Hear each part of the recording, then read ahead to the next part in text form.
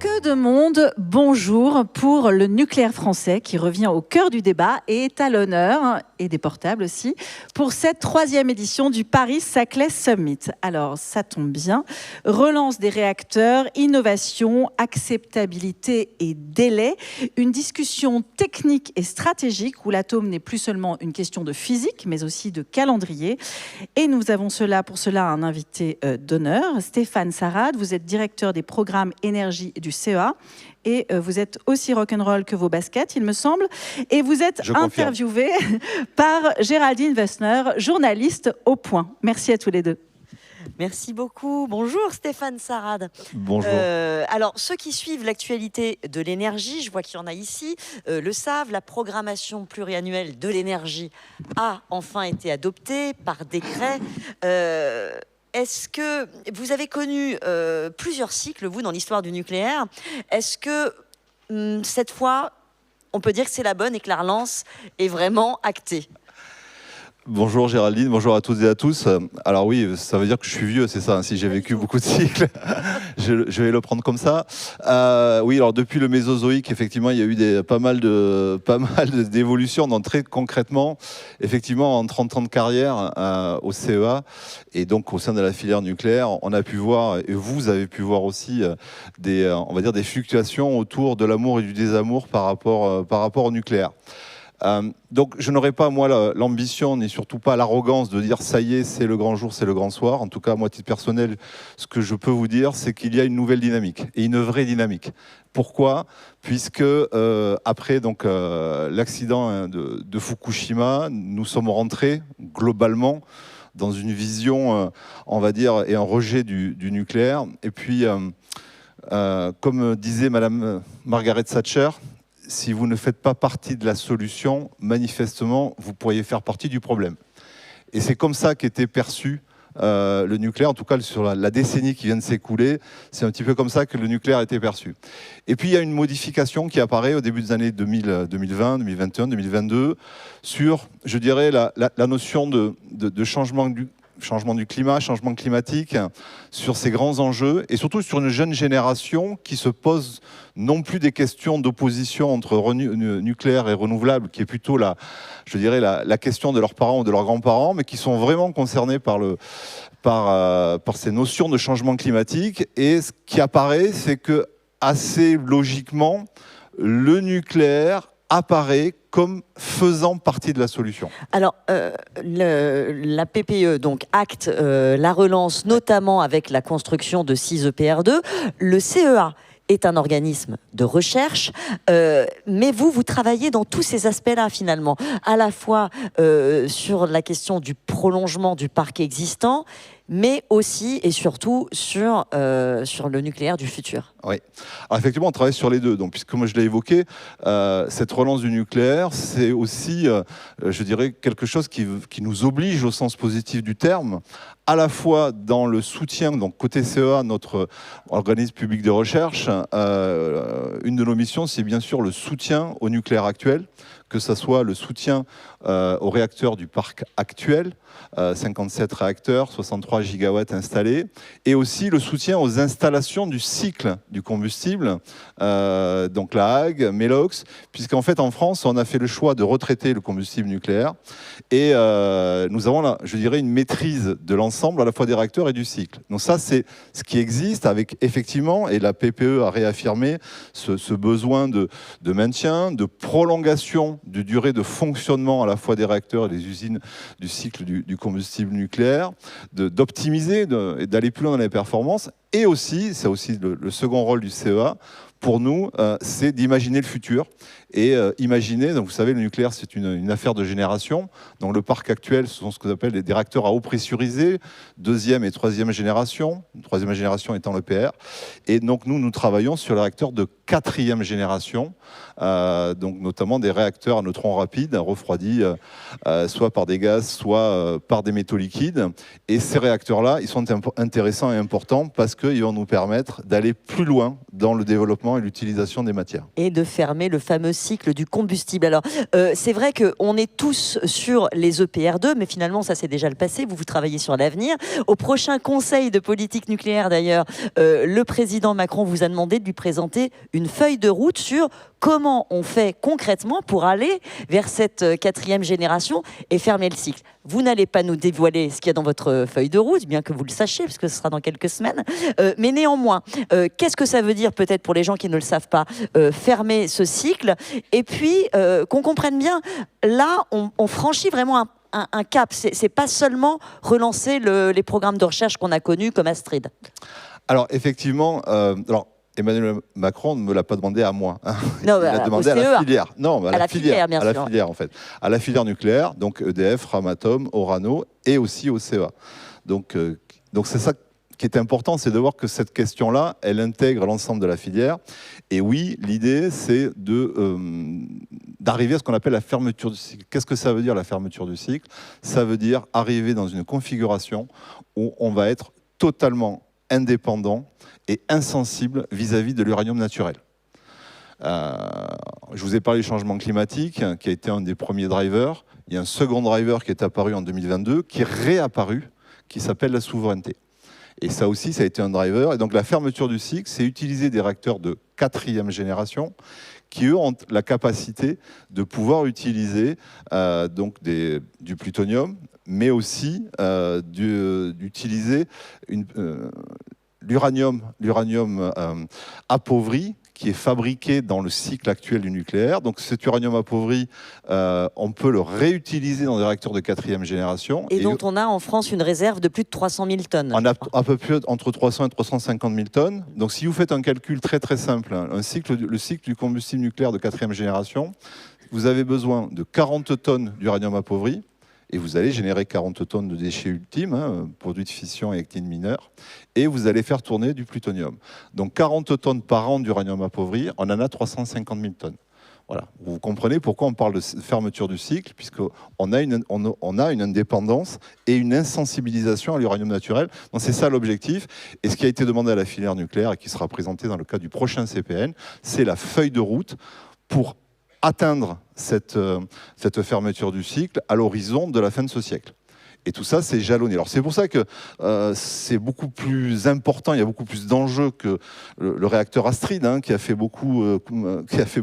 couler beaucoup d'encre, où on a confondu beaucoup de choses. Le réacteur Astrid, c'est dans la continuité des travaux du CEA sur les réacteurs de 4e génération. On a eu Mazurka, Rhapsody, Phoenix, Super Phoenix, et Astrid, c'était un prototype capable de tester des solutions technologiques. Ça n'a jamais été un réacteur qui allait fabriquer de l'énergie ou de l'électricité. C'est un prototype. Donc là, l'ambition, elle est beaucoup plus importante, puisque l'idée, c'est de pouvoir développer une feuille de route. On va développer à la fois au meilleur niveau les concepts de 4e génération, et en France, ce sont les réacteurs à neutrons rapides refroidis au sodium, Phoenix, Super Phoenix par exemple, mais c'est aussi être en capacité de développer la filière industrielle pour fabriquer les combustibles. Puisque pour fermer le cycle, 3 points, il vous faut des usines pour fabriquer le combustible avec des niveaux élevés, donc à la fois de plutonium et d'uranium appauvri. Il vous faut des réacteurs de 4e génération et il vous faut des usines capables de retraiter le combustible pour pouvoir le recycler. Et l'ambition que nous avons, elle est là, c'est développer des scénarios de manière à pouvoir proposer un déploiement avec un déploiement qui sera progressif, où on aura la coexistence à la fois de PR et de réacteurs de 4e génération. Parce qu'il n'y a pas de verrou technologique, en fait. Il n'y a pas de verrou majeur technologique. Le défi, il est de passer à l'échelle et de développer cette filière. Alors, il n'y a pas de verrou scientifique, dans la mesure où on a déjà développé des réacteurs de 4e génération, qu'on a déjà sur des petites quantités, sur des petits volumes, fabriqués et retraités du combustible. Là, l'ambition, elle est ailleurs. Elle est la démonstration industrielle, puisque là, on va parler de plusieurs centaines de tonnes de plutonium qui devront être traitées et retraitées dans ces configurations-là. Donc, d'où l'importance pour nous de pouvoir proposer à la fois le développement de réacteurs et à la fois le développement de solutions sur le cycle du combustible. Et justement, tous ces scénarios évoquent une coexistence qui va être assez longue finalement entre les EPR actuels, les EPR 2 et la 4e génération. Est-ce que c'est un défi, cette coexistence ? Alors c'est un défi, mais c'est surtout absolument nécessaire, hein, puisque vous le savez, donc le PR de Flamanville, donc la PPE évoquée, la PPE 3 évoquée par Géraldine Vosner, elle réaffirme, elle confirme le discours d'Emmanuel Macron de 2022, le discours du Creusot, avec 6 EPR, donc 3 paires d'EPR, donc Penly, Sarreguemines et le budget. 8 EPR potentiellement, donc les premiers étant attendus à partir de 2038. Vous voyez qu'on va avoir dans ce siècle du développement de réacteurs nucléaires de 3e génération, et en même temps, on va avoir le développement des premiers réacteurs de 4e génération, et nous appelons ça le parc symbiotique, puisqu'on va avoir besoin de ces 2 types de réacteurs pour pouvoir continuer. Et à partir du moment où on aura 25% de PR et 75% de réacteurs de 4e génération, alors là, déjà, on aura atteint le niveau de fermeture du cycle. L'une des autres grosses activités du CEA a été d'accompagner tous les petits réacteurs modulaires, les fameux SMR. Avec France 2030, beaucoup de start-up ont émergé. Alors, on en a beaucoup parlé, et puis là, un petit peu moins, peut-être en se disant on est en situation de surcapacité électrique, est-ce qu'on en a vraiment besoin, et pourtant, vous continuez de les accompagner. Bien sûr, plus que jamais, oui. Plus que jamais, donc le tri va bientôt se faire. Oui, oui. On en est où, quoi ? Qu'est-ce qui va rester ? Et alors, c'est une question, mais j'avais une question subsidiaire, c'est qu'on a beaucoup parlé des SMR électriques, peut-être un peu moins des SMR halogènes. Or, on voit que la chaleur, et notamment la chaleur industrielle, ça va être le gros morceau pour nous aider à décarboner. Alors tout à fait, alors merci pour cette question, parce qu'effectivement les startups à partir de 2022 du plan France 2030, où il y a eu... alors nous, CEA, organisme public, on nous a demandé d'accompagner tous les porteurs de projets. On a accompagné 18 projets, 14 ont déposé à France 2030, 11 sont lauréats de France 2030, et dans leur demande, 9 ont demandé, dans leur financement obtenu, le soutien technique du CEA. Donc vous voyez qu'on apparaît en tant qu'organisme public à plusieurs niveaux, dans la mesure où on a accompagné, on fait de la R&D, et on est allé plus loin, puisque dans notre rôle aussi d'organisme public, on a généré la création de 4 startups et d'une joint venture, qui sont les 4 startups étant lauréates de France 2030. Donc on a accompagné au sens global. Ça c'est 2022, donc les premiers projets. Là nous sommes en 2025, en 2026, pardon, donc nous sommes dans la phase 2. La phase 2, c'est une phase où on va commencer à avoir de la contraction et du darwinisme des startups. Donc on a vu une première startup disparaître, on voit des startups qui commencent à se rapprocher, ce qui est assez normal à la fois dans le monde des startups et à la fois dans le monde du nucléaire, puisque ces projets-là rentrent dans des phases d'avant-projet sommaire, mais surtout d'avant-projet détaillé, où là il va falloir effectivement travailler, lever des fonds. Donc on est dans cette phase-là, qui n'est pas du tout lié à la remise en question, mais ce qui est très important, c'est que moi j'ai beaucoup accompagné, enfin je suis vraiment promoteur de cette vision des startups. Pourquoi ? Parce qu'à la fois sur la notion d'attractivité vis-à-vis des jeunes générations, les startups ont montré que le nucléaire, qui est souvent du temps long, on peut l'imaginer sur un temps plus court, ça c'est quand même assez intéressant. Et comme vous l'avez dit, ces startups, quand on regarde le modèle économique, c'est pas forcément fabriquer de l'électricité. C'est aller au-delà de l'électricité, c'est fabriquer de la chaleur décarbonée. Et l'industrie française et européenne va avoir un très grand besoin de décarbonation de la chaleur. En France, la chaleur, c'est 40% de l'énergie totale consommée. Donc c'est un poste extrêmement important. Donc vous voyez que décarboner la chaleur, ça va être à la fois avec des énergies renouvelables, mais aussi à la fois sur des gros volumes avec des petits réacteurs nucléaires, donc Calogena par exemple, Jimmy Energy, Archeos qui est la joint venture que nous soutenons à partir de notre technologie. Donc vous voyez que ces notions d'adresser des nouveaux marchés elle est très importante si on veut décarboner nos usages et l'industrie. Et puis on peut aller plus loin que la chaleur. C'est-à-dire que vous avez de la chaleur, vous avez de l'électricité bas carbone, vous pouvez fabriquer de l'hydrogène bas carbone. Donc cette notion d'hydrogène bas carbone, de coupler des petits réacteurs nucléaires pour fabriquer de l'hydrogène, qui est un vecteur énergétique dont on va avoir éminemment besoin. Et puis si vous avez l'hydrogène décarboné et si vous êtes en capacité de capter du CO2, en fait vous pouvez refaire de la chimie, donc faire réagir hydrogène et CO2, vous fabriquez du méthane de synthèse, qui est déjà un objet intéressant. Le méthanol que vous pouvez obtenir, ça peut être un carburant très intéressant. Et si je remonte la chaîne du petit chimiste, j'arrive au e-kérosène et on peut fabriquer des carburants des carburants liquides, des e-carburants pour l'aviation civile, mais aussi pour la propulsion des navires. Voilà, donc vous voyez qu'on est allé plus loin que l'électricité. Est-ce que ça peut résoudre aussi ces problèmes d'acceptabilité? Parce qu'il y a certes un regain d'acceptation pour l'énergie nucléaire, mais de là à accepter qu'on parsème de petits SMR tout le territoire, il y a un gros pas. Est-ce que justement ces réacteurs halogènes qui seraient simplement sur des sites industriels, ça sera accepté, et ça peut l'être? Ça, c'est tout l'enjeu, je dirais, des startups et des sociétés qui se sont mis sur ces sujets-là. Je pense que c'est tout à fait compréhensible sur on va dire des sites industriels qui sont déjà des sites qui, en termes de sécurité, si je pense pas à un site de pétrochimie par exemple, les notions de sécurité et sûreté sont déployées depuis très longtemps et sont à un très très haut niveau. Donc mettre un petit réacteur nucléaire à côté, en termes juste sur l'aspect sécurité et sûreté, c'est quelque chose qui ne posera pas de problème. Mais votre question, elle est intéressante parce qu'elle va beaucoup plus loin. Est-ce que vous seriez prêt, vous, à avoir un chauffage urbain avec de l'eau chaude qui a été chauffée par un réacteur nucléaire? Je dirais que c'est ça la vraie question. Alors moi, je ne connais pas votre réponse. Ce que je vous dis juste, c'est qu'en Chine, il y a déjà 3 réacteurs nucléaires de 1600 MW qui alimentent des réseaux urbains. La Finlande est en train de s'équiper. Donc vous voyez que cette notion d'acceptation, d'acceptabilité, elle va varier en fonction bien sûr de notre culture, mais aussi de nos besoins. Et la Finlande a cruellement besoin de chaleur urbaine. Et pour eux, la conclusion, c'est que les réacteurs nucléaires sont une solution stable et pilotable. Plutôt que le gaz. Donc, plutôt que le gaz. Je vous remercie. J'avais plein d'autres questions, mais je vais plutôt quand même laisser un peu de temps au public pour en poser s'il le souhaite. Je vois une main là-bas. Il y a une main là, il y en a une ici.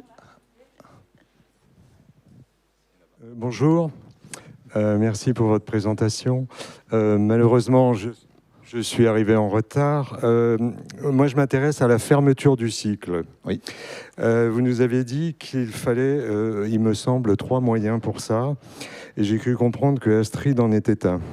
Ce que je voudrais savoir, c'est sur chacun de ces moyens, quel est le degré d'élaboration à ce jour et quelle est la date de mise en service industriel au plus tôt que vous pouvez envisager? Merci de votre question. Donc, ça va me permettre de repréciser les choses. Donc, vous vous rappelez, donc, des usines capables de fabriquer le combustible à partir de plutonium et à partir d'uranium appauvri, des réacteurs capables de fonctionner, de produire l'électricité. Donc, Astrid n'était pas cette brique-là. Astrid était, je dirais, en amont de cette brique. C'était un démonstrateur qui devait nous permettre de tester des solutions technologiques. D'accord? Donc, on a besoin d'un réacteur. Et ensuite, on a besoin de sortir le combustible de ce réacteur et de le retraiter, c'est-à-dire d'aller chercher le plutonium que l'on va recycler, que l'on va remélanger, faire du MOX, mix oxide, avec de l'uranium appauvri, et sortir la partie actine mineure et produits de fission qui seront les déchets ultimes. Donc c'est de ces 3 éléments dont on a besoin. Donc effectivement, sur la partie réacteur, avec les exemples que j'ai donnés, Mazurka, Rhapsody au CEA à Cadarache, Phoenix à Marcoule, Super Phoenix, qui a produit de l'électricité en quantité significative. Donc c'est pas un objet de laboratoire, Super Phoenix. Donc on a cette compétence sur les réacteurs à neutrons rapides. Alors après, vous me dire, mais si on a fait Super Phoenix, il n'y a qu'à refaire la même chose. En fait, on ne peut pas refaire la même chose. Si vous prenez la Super Phoenix dans les années 74-75, à l'époque, le fleuron de chez Renault, c'était une Renault 16. La Renault 16, moi, mes parents avaient cette voiture-là, c'est une voiture géniale. En 2026, la Renault 16, elle passe ni le contrôle technique, ni le contrôle environnemental. Donc je pense qu'on peut faire un petit parallèle avec le fait que, oui, même au niveau des réacteurs, même si on en a déjà fabriqué, il y a forcément des éléments qu'il va falloir optimiser, notamment sur l'aspect technico-économique. Et alors le calendrier, je crois que c'était une... Alors le calendrier, ben alors, justement, j'attendais la fin. Moi, le calendrier, je ne vais pas vous le donner parce que je ne le connais pas. Et ce calendrier-là, il va être donné, en tout cas, il va être précisé dans le cadre du CPN. C'est très bientôt. C'est très bientôt. C'est mi-mars. Hein. Voilà, donc ça va arriver très bientôt. Vous n'avez pas très longtemps à attendre, où effectivement, ces 3 briques-là donc vont être, je dirais, synchronisées, doivent être synchronisées de manière à avoir un scénario. Et je vous le rappelle, l'objectif, c'est, d'ici la fin de ce siècle, être en capacité d'avoir ces 3 éléments de manière à pouvoir fermer le cycle du combustible, s'affranchir de l'uranium naturel et surtout avoir un niveau de souveraineté élevé. Une question super rapide, je crois qu'on en voit un peu. Bonjour, ici. Ici, voilà. 2 questions. Est-il vrai qu'en termes de capacité technique, nous n'avons plus assez de main-d'œuvre qualifiée qui connaissent les différents processus et je vais me lever, comme ça vous me verrez, voilà. Qui connaissent les différents processus entre les gens qui partent à la retraite, etc., au niveau nucléaire, et que ça nous pose un problème. Et d'autre part, pouvez-vous nous parler des problèmes de modulation qui apparaissent depuis, je sais qu'on essaye de les taire au gouvernement, chapitre 5 enlevé du rapport EDF sorti lundi. Voilà. Pouvez-vous nous parler de ça, justement, avec les ENR qui se mettent là-dessus et où on a un problème de stockage? Alors, sur la modulation, je vous arrête. On en parlera demain matin avec Bernard Fontana, le patron d'EDF. Impeccable. Ok. Mais je crois pas que Monsieur Sarah des... Oui, alors je pense que c'est mieux que ce soit Bernard Fontana qui vous en parle, puisque c'est un sujet qui a été médiatisé, vous le savez, et qui touche directement EDF et non pas le CEA.